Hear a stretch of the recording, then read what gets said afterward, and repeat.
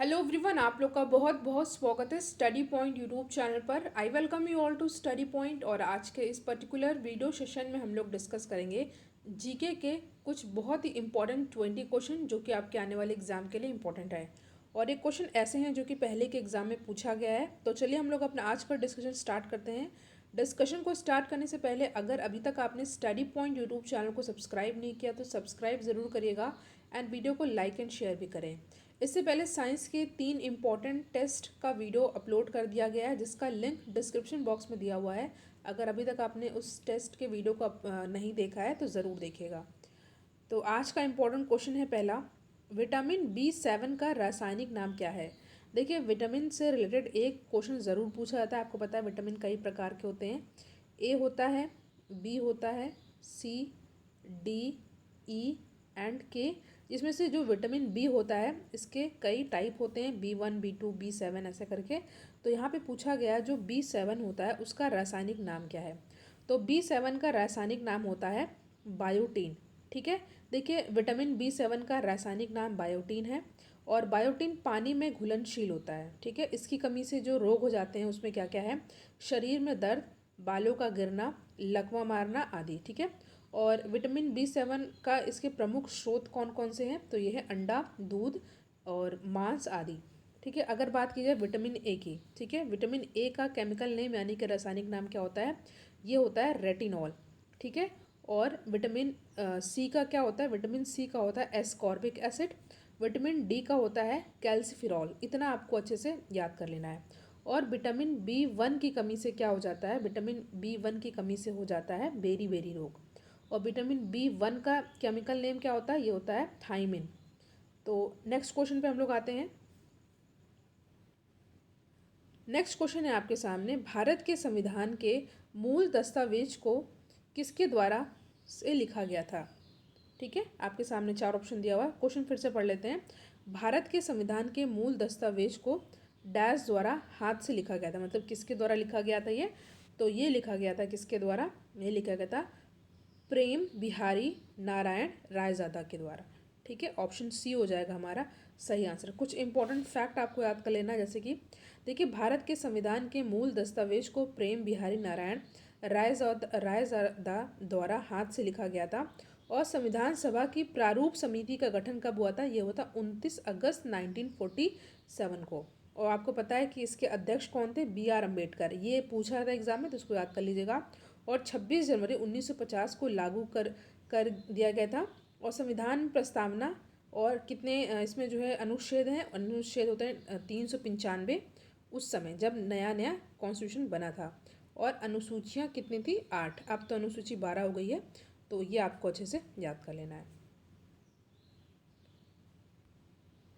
अगला क्वेश्चन है आपके सामने, निम्नलिखित रोगों में से कौन सा रोग फफूंद यानी फंगस के कारण होता है।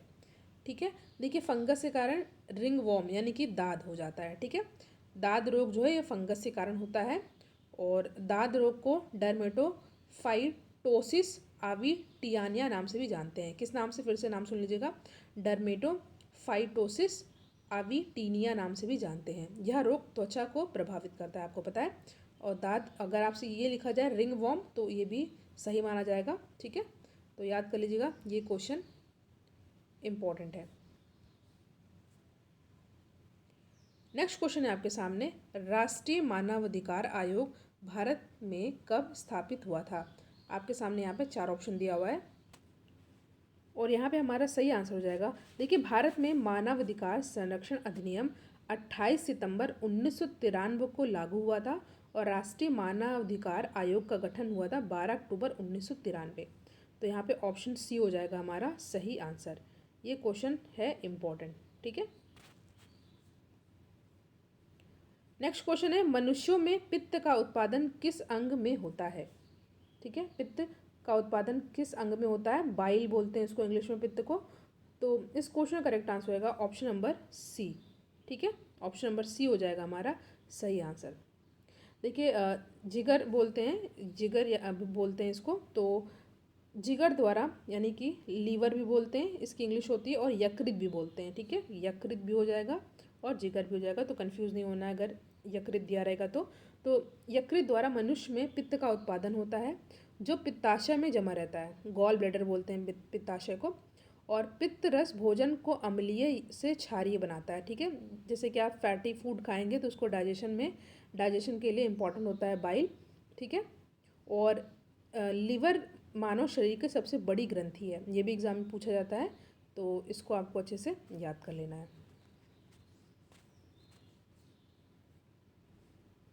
नेक्स्ट क्वेश्चन है, हिमालय का तीसरा सबसे बड़ा शिखर कौन सा है?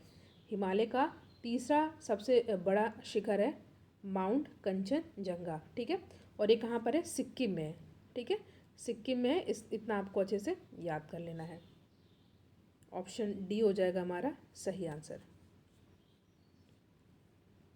क्वेश्चन है, प्राचीन गणित पुस्तक गणित सार संग्रह किसके द्वारा लिखी गई थी? आपके सामने 4 ऑप्शन दिया हुआ है, भास्कराचार्य, महावीराचार्य, आर्यभट्ट या ब्रह्मगुप्त।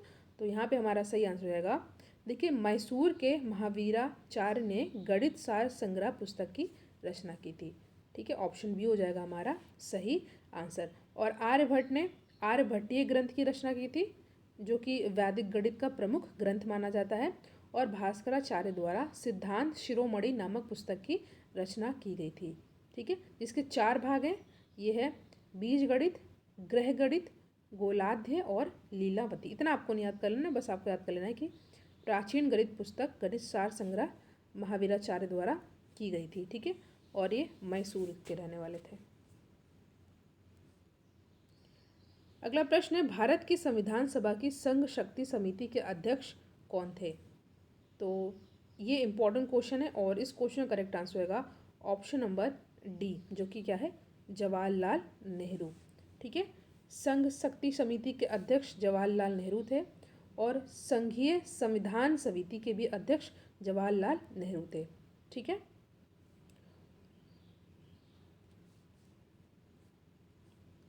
अगला क्वेश्चन है, निम्नलिखित भारतीय राज्यों में से किसमें से कर्क रेखा नहीं गुजरती है? कर्क रेखा नहीं गुजरती है, ये पूछा है। तो इस क्वेश्चन का करेक्ट आंसर होगा option number D, Uttar Pradesh, ठीक है, उत्तर प्रदेश। देखिए, कर्क रेखा उत्तर प्रदेश से होकर के नहीं गुजरती है। कर्क रेखा में पड़ने वाले भारत के कुल 8 राज्य हैं, ठीक है, 8 राज्य हैं। और राज्य कौन कौन से हैं? गुजरात, राजस्थान, मध्य प्रदेश, छत्तीसगढ़, झारखंड, पश्चिम बंगाल, त्रिपुरा और मिजोरम, ठीक है।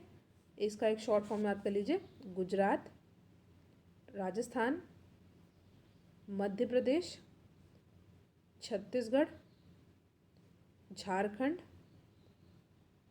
पश्चिम बंगाल और त्रिपुरा एंड मिजोरम, ठीक है। ये आपको याद कर लेना, उत्तर प्रदेश से होकर के नहीं गुजरता है। नेक्स्ट क्वेश्चन है, महाराजा सवाई जय सिंह ने एक खगोलीय वेधशाला की स्थापना की थी। ये कहाँ पर की थी आपको बताना है। आपके सामने 4 ऑप्शन दिया हुआ है, उज्जैन, शिमला, भरतपुर या जयपुर, ठीक है। तो इस क्वेश्चन का करेक्ट आंसर रहेगा, ये क्वेश्चन इंपॉर्टेंट है और इस क्वेश्चन का आंसर क्या होगा? देखिए, जय सिंह द्वितीय ने उज्जैन, दिल्ली, मथुरा, बनारस और जयपुर में खगोलीय वेधशालाओं का निर्माण कराया था, ठीक है। तो आपको यहाँ पे देख लेना है, कई जगह हैं, नाम क्या क्या है। इस आंसर पे आप थोड़ा सा देखिएगा, इसमें थोड़ा प्रिंटिंग मिस्टेक है। देखिए, जय सिंह द्वितीय ने कहाँ कहाँ पर वेधशालाओं का निर्माण करवाया था? ये कराया था उज्जैन में, ठीक है, और दिल्ली, मथुरा, बनारस, जयपुर, ठीक है। तो यहाँ पे आप देख रहे हैं कि यहाँ पे कई ऑप्शन है, तो यहाँ पे ऑप्शन ए डी हो जाएगा सही आंसर, ठीक है। यानी कि एक से ज़्यादा आंसर है, इसलिए यहाँ पे ए एंड डी हो जाएगा हमारा करेक्ट आंसर। और उज्जैन और जयपुर के अलावा मथुरा भी याद कर लीजिएगा, बनारस भी याद कर लीजिएगा और दिल्ली भी याद कर लीजिएगा। नेक्स्ट क्वेश्चन है, शिक्षा का अधिकार यानी कि आरटीआई अधिनियम वर्ष डैश भारत की संसद द्वारा, आरटीई होगा सॉरी, भारत की संसद द्वारा अधिनियमित किया गया था कब? ठीक है, द राइट टू एजुकेशन यानी कि RTE act was enacted by the parliament of India in the year, ये कब किया गया था? ये भी क्वेश्चन इंपॉर्टेंट है। तो ये किया गया था 2009 में, ठीक है, 2009 में। और संविधान का 86वां अधिनियम ये 86वां अमेंडमेंट था ये। और कौन से अधिनियम 2002 के तहत संविधान के भाग 3 में नया अनुच्छेद जोड़ा गया था, वो है 21 का या 21A, ठीक है। और जिसके अनुसार राज्य में 6 से 14 वर्ष की आयु के सभी बालकों को और बालिकाओं को निःशुल्क और अनिवार्य शिक्षा की व्यवस्था करेगा, ठीक है। कौन सा अमेंडमेंट था ये भी याद कर लीजिएगा, ये था 86वां अधिनियम 2002, ठीक है। तो यहाँ पे हमारा सही आंसर होगा ऑप्शन नंबर डी 2009। अगला क्वेश्चन है, भारतीय संविधान में कानून बनाने की निर्धारित प्रक्रिया काफ़ी हद तक किस देश के संविधान से प्रभावित है। ये क्वेश्चन इंपॉर्टेंट है, आपके सामने 4 ऑप्शन दिया हुआ है और यहाँ पे हमारा सही आंसर हो जाएगा ऑप्शन नंबर सी, जो कि है जापान, ठीक है। बहुत सारी चीज़ें आपको इस क्वेश्चन से याद कर लेनी है, जैसे कि जो समवर्ती सूची है वो ऑस्ट्रेलिया देश के संविधान से लिया गया है, और न्यायिक पुनर्विलोकन यानी कि जुडिशियल रिव्यू ये जो है संयुक्त राज्य अमेरिका से लिया गया है, वहाँ के संविधान से। मूल अधिकार भी संयुक्त राज्य अमेरिका देश के संविधान से लिया गया है। नीति निदेशक आयरलैंड से, और केंद्र राज्य संबंध कनाडा से, और जो विधि द्वारा जो स्थापित प्रक्रिया यानी कि रूल ऑफ लॉ ये जापान से लिया गया है। इतना आपको याद कर लेना, ये इम्पोर्टेंट है। तो यहाँ पे ऑप्शन सी हो जाएगा हमारा सही आंसर। जो पूछा जाता है वो है नीति निदेशक तत्व, ठीक है, ये आयरलैंड से लिया गया, इसको आप याद कर लीजिएगा। और यूएसए से मूल अधिकार और न्यायिक पुनर्विलोकन ये लिया गया यूएसए के देश के कॉन्स्टिट्यूशन से, ठीक है। तो यहाँ पे ऑप्शन सी हो जाएगा हमारा सही आंसर। जापान की बात आती है तो जरा सा फैक्ट याद कर लीजिए, यहाँ की राजधानी क्या है, टोक्यो है, यहाँ की करेंसी क्या है, येन, ठीक है।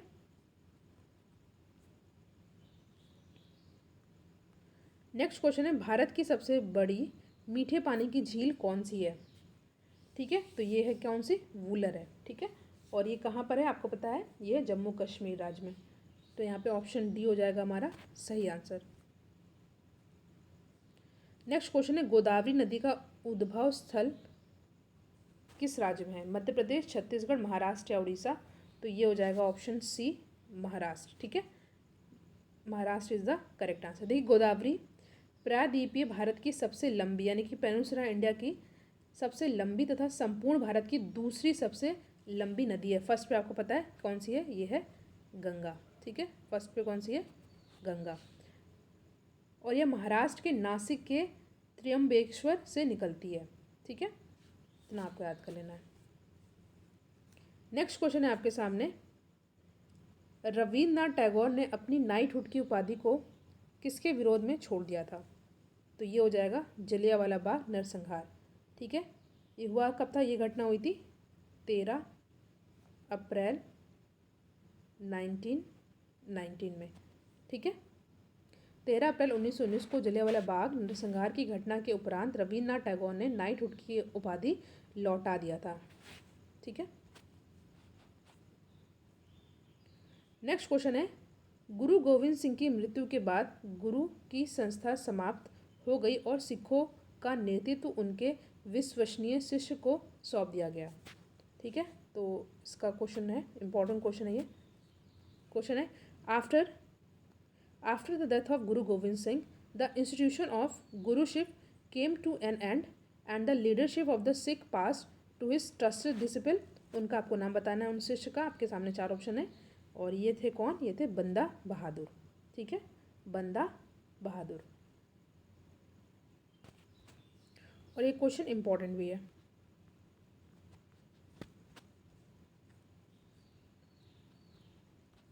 अगला क्वेश्चन है, भारत में ब्रिटिश शासन का बड़े पैमाने पर विस्तार सहायक संधियों के माध्यम से हुआ जो गवर्नर जनरल के शासनकाल में शुरू हुई थी। उन गवर्नर जनरल का आपको नाम बताना है। तो ये कौन थे, ये थे लॉर्ड वेलेस्ली, ठीक है। ऑप्शन सी हो जाएगा हमारा सही आंसर।